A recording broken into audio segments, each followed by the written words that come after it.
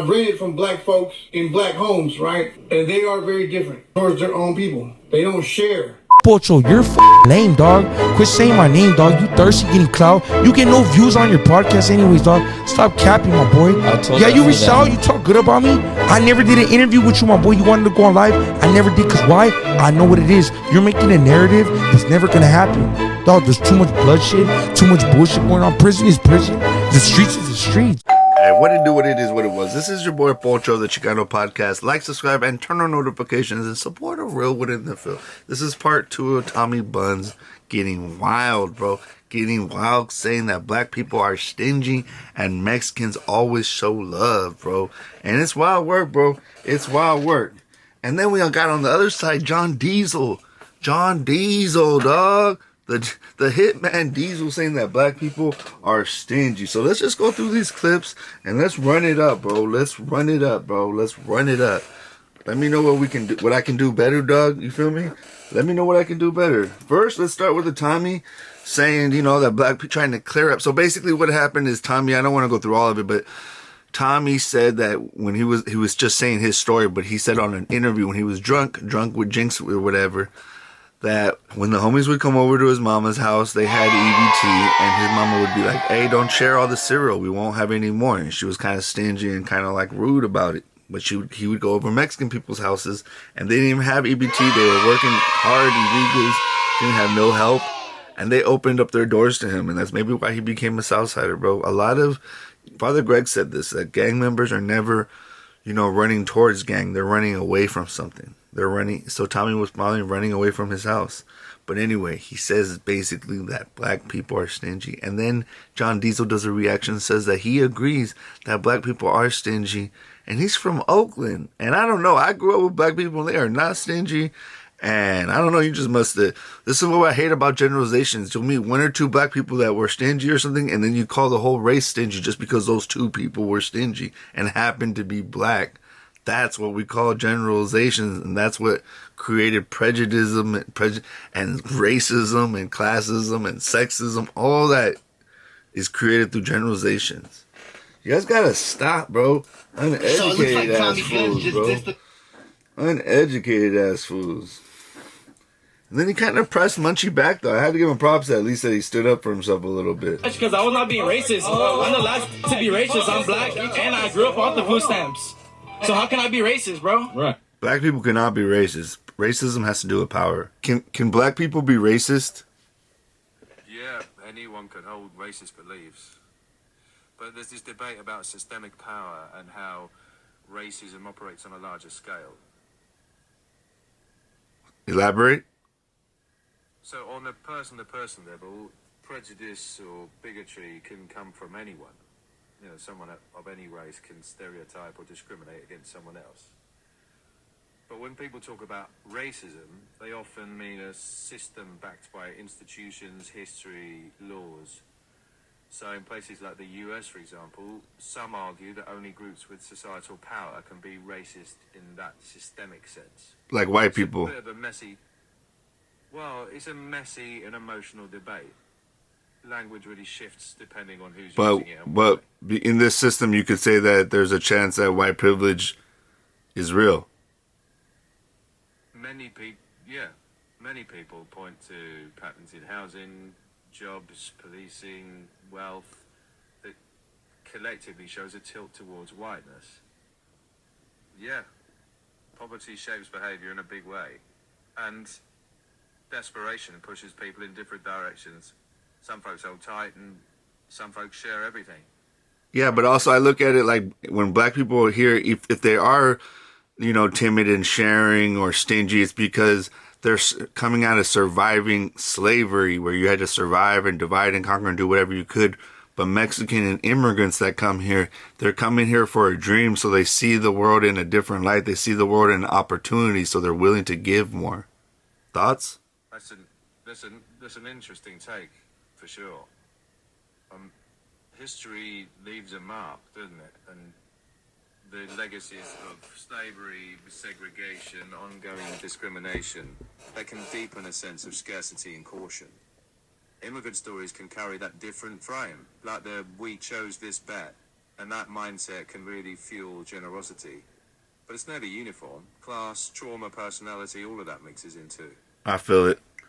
Basically, what I'm trying to say to people is that Mexicans come here, you know, with like, oh, this is my, you know, the American dream. You know, I want to give. I'm proud to be here. I'll pay my taxes. I want to help. Black people were forced here, and they're like, bro, I'm barely getting on my feet. How can I help other people that just got here from another country when I'm trying to help myself? So you just got to be a little bit understanding. But anyway, let's keep going with the clip. My bad. Right. I'm black and I grew up off the food stamps. I'm not talking shit about the food stamps. But people were saying that. A lot of people said that. Yeah, they were trying to say that, bro. But they see them stupid. And they get the NK twisted. They think that's for whatever. But that means Norte Kill. That's for Norteños. That ain't nothing to do with blacks. Nothing. I never heard that as far as that. But I'm just saying, I know what my media be saying about me. Like, NK, that's for something else, homie. That ain't nothing to do with no black and brown. I'm with that unity. Like, I don't know what the fool's tripping about, you know? So there you go. He starts trying to clear up some of the racial accusations that they try to throw on him after he went on another podcast drunk, and he ended up regretting what he said, or at least now he clarified what he meant. But at the same Did he clarify? time, you could hear him start bringing up the norteños. That's when he started. But that's what I'm trying to say. He doesn't really clarify, but basically he tells that story, and I'll see if I got the clips, but he tells the story, dog, that, you know what I mean? That he had different experiences, and he wasn't trying to say that he even admits, like, I didn't know how popular I was, or that, like, I'm just telling my story. That doesn't... I give him this. One is he was standing up for himself, but he was trying to say that just because he tells his story doesn't mean he's talking for all black people. But the thing is, what Munchie B was trying to tell you, that you were trying to press him, but he was pressing back, is that you gotta, it's not what you say, it's how you say it. But right, you gotta say it right, like more how he's explaining now. That if you would have, he made it sound in the other interview like all black people are stingy, all people are on the EBT, you know what I mean? And all Latinos are open doors. All Latinos. I bet you there's Latinos that are stingy too. And I will say though, Latinos are. I worked in both, and John Diesel will bring it up. And I'm just saying that if you do see, I know what they're talking about, that some black people were like, bro, what you doing? But it's not just that. It's just that they're aggressive culture, bro. You know, they're not going to just let you have whatever. I mean, I think also immigrants feel the need to have to give back to people because they're here, you know, and they should supposedly be in their country. But anyway, we about to listen to a little bit of John Diesel and see what this Vato's talking about, dog, because he really just like hates on these fools. And for real. Like, let me get the clip real quick and I'll be right back. Who grew up in a black household. When his friends came over, he wasn't allowed to offer them any food because they were short on food. That's called poverty, bro. That doesn't mean that he's being stingy. That means that they were on government assistance, bro. They're getting help. How can they help anybody else when they're actually getting help? I don't know. I feel like that. Trying to stick up for the mom, dog. Fuck, bro. I mean, I could get it if I'm a little black mom. Can't feed a bunch of Mexican kids. I'm just trying to survive with my little son, you know? So, I don't know, man. I feel like they should have given him grace. And the food stamps was for them, not for visitors, right? So he said he witnessed that, right? In a black home. He went to his Mexican home, his Mexican side. They don't get food stamps because they're illegals, right? So they got to work, right? They got to work for them. They go to the fields and work for $500 a week. $500 a week. That's $100 a day, Monday through Friday.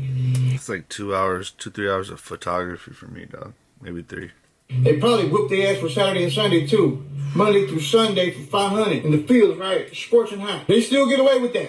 Certain, because you gotta be low key because OSHA and the Department of Agriculture, they're on top of all that shit. My dad worked for the Department of Agriculture. That's how he met Cesar Chavez and started giving him information. And eventually would meet my mom, who was on the law team of Cesar Chavez, directly hired from Hastings School of Law in San Francisco to La Paz with Cesar Chavez and the United Farm Workers. Shit now, they make sure. So, with that little bit of money that they make, he's saying that when he had visitors come over to his Mexican side home and people came over, it didn't matter. They were offering and welcoming. The refrigerator was pretty much open to all guests. It's pretty much what he's saying, right? He was saying that at his Mexican side of the home, the hospitality was a little bit different. Like, you gotta also remember, I mean, black culture is they got the cookout, we got the asada. I mean, I don't know. I think there's just really generalizations. More welcoming and food was available. That's what I'm saying, right? Because the way of thinking is different, right?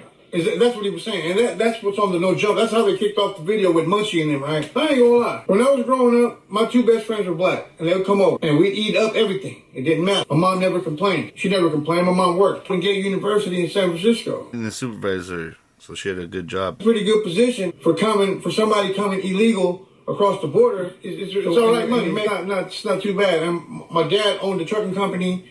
He had a couple trucks, right? That's how I became a truck driver, right? What I'm saying is, what I'm saying for personal experience, right? Food was available. Anybody that came in our house, and we constantly threw parties at least once a month. We had parties and shit, you know. And I grew up in a pretty good household, right? Like I didn't have any bad influence as far as like from my parents, right? I got the bad influence on the street. Lived with black folks. I've rented from black folks in black homes, right? And they are very different towards their own people. They don't share. And even in prison, right? And this is not a knock on the... So we just go straight, they don't share, and then even in prison. You just explained that you guys were wealthier than your black friends. That's probably why they couldn't share, and you could. It has to do with money, not race. Black race, right? Like my father says, class every time, baby. I just feel like because of everything that they've experienced, they have to feel like, this is mine, and...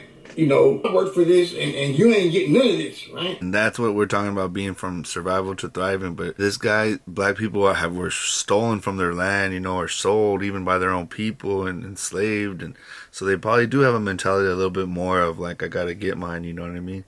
But, you know, and the Mexicans that are coming here and they feel like they have something they should give, you know. But I don't know, man. I just feel like to each his own, you know, because there's probably a bunch of Mexicans that are stingy or just like, why would I help any black kids out, you know? And like the Mexican mentality is like, you know, we're like that. And people know, even in prison, you know, especially like the paisanos. Oh, man. Ain't no paisano broke in prison. Ain't no paisano. There's no such thing as a broke paisano in prison. There's no such thing as a broke paisano. They aren't. Because if he ain't got it, they're going to make sure he got it. And the Soundsiders, they're not going to give you everything, right? But they're going to make sure you have the necessities, right? At least that. Saying that when you get locked up, black people don't help you at all. But when you're Latino, that Southsiders and paisas help you. That much. And that's raza, right? You're going to make sure you got... Let me know if you agree with that. Got the necessities, right? Like the toothpaste and the soap and all that, right? And that's what we do. Even little shit like that. And it means a lot in prison, right? But the blacks don't do that. Certain cars do, but not all of them. A lot of blacks are like, and they're real stingy. They won't front you no dope. They're stingy. They won't front you no dope. Maybe they're just good businessmen. They think differently, right? And if you notice, that's why the game is to be sold, not to be told. Blacks are hustlers, like especially like in the Bay Area. All blacks are hustlers, right? And they got that hustler mentality, right? But sometimes the hustle mentality, sometimes you need to turn that shit off sometimes at home. You know, you can't be greedy and stingy even at home with your own peoples, right? But blacks are. They are. I've noticed it, right? But it's crazy. He just said black people are stingy with their own people. Another generalization. Because I went into black homes, they weren't stingy towards me. Because you're special, right? To me, the doors was wide open, right? I'm just saying how they would treat their own family members. But maybe because I'm a guest for a day or two or whatever and whatnot, I've lived, you know, I rented a room at a black home before, you know, when I had my own door and my own bathroom, right? But you could hear, and you could sense the vibe, like. But that mentality, they're like that in prison too, right? You can tell even like when blacks pull up, you're pretty much on your own. You got to figure it out, right? And you know, of course, if you're affiliated, yeah, your affiliation. Let me know how blacks are treated in prison to their own. He's gonna look out for you, right? But on the street, it's like, yeah. But the paisanos, right? Me, when somebody asks me for $100, like 19. Or somebody asked me for $1 or $2, even though I got it, I still stop and think for a second. You know, maybe I need that dollar, or I don't know what's going on in the situation, because shit, might have left my wallet at home, or whatever the case would be. My mom always told me, you always gotta have at least $10 in your pocket, man, at least, man, for something. You know, when somebody asks me for some money, I'm always like I take a second, think real quick. When you ask for a paisa, like a 50 cent or $1, of course not any random person can just walk up to a paisa and like, can I get $1? They're gonna give it to you. I'm talking about like, you know, for a relative or a friend or something. They're very united. They're very welcoming. They're very lending.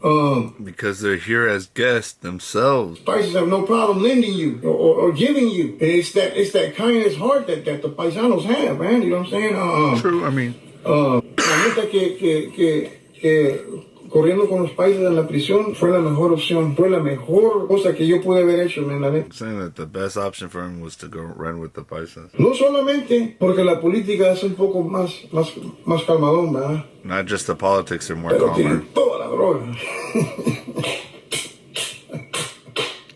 Oh, because they have all the drugs. Toda la droga. La conexión está ahí. So, cuando yo hice el tiempo Anyway, I think this fool's yapping on, man. So, cuando yo estuve en el estado, macho, los paisanos me cuidaron como no tienen idea. Pero también yo estaba por delante. Yo me gané ese cariño por salir He said he earned that love from the Paisas. adelante. Por dejar que me cuelguen los huevos, loco. La neta. John Diesel.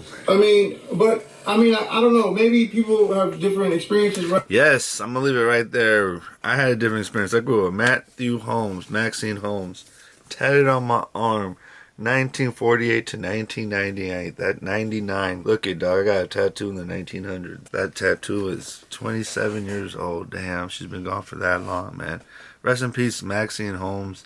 Shout out to Robert Holmes, her husband, Robert, her son, Junior, and Maddie Matt. Rest in peace. Not from the ops. He was a black North Daniel who passed away from health issues, but he was my best friend, more importantly. And I could eat whatever I wanted. I could stay as long as I wanted. They would talk a little ish. They were a little bit more aggressive. And I did see that in black homes where they would be like, don't feed the whole neighborhood. But it was in certain situations when people were poor. But when people had a little bit of money, everybody had it. And so I'm trying to say that it's not a black thing. It's a poverty thing. Mexicans are, if the Chicanos are on EBT, they probably are a little bit more desperate. But I will say that Latinos in general have a very hospitable, culture. So, and our culture's still intact. You gotta understand, black people's culture is broken into little pieces, and they're trying to put it back together. So it's, harder for them. Anyway, let me know in the comments below if, you think black people are stingy, it's crazy. If you think Latinos are very welcoming, if you think John Diesel's full of masa, or what you know.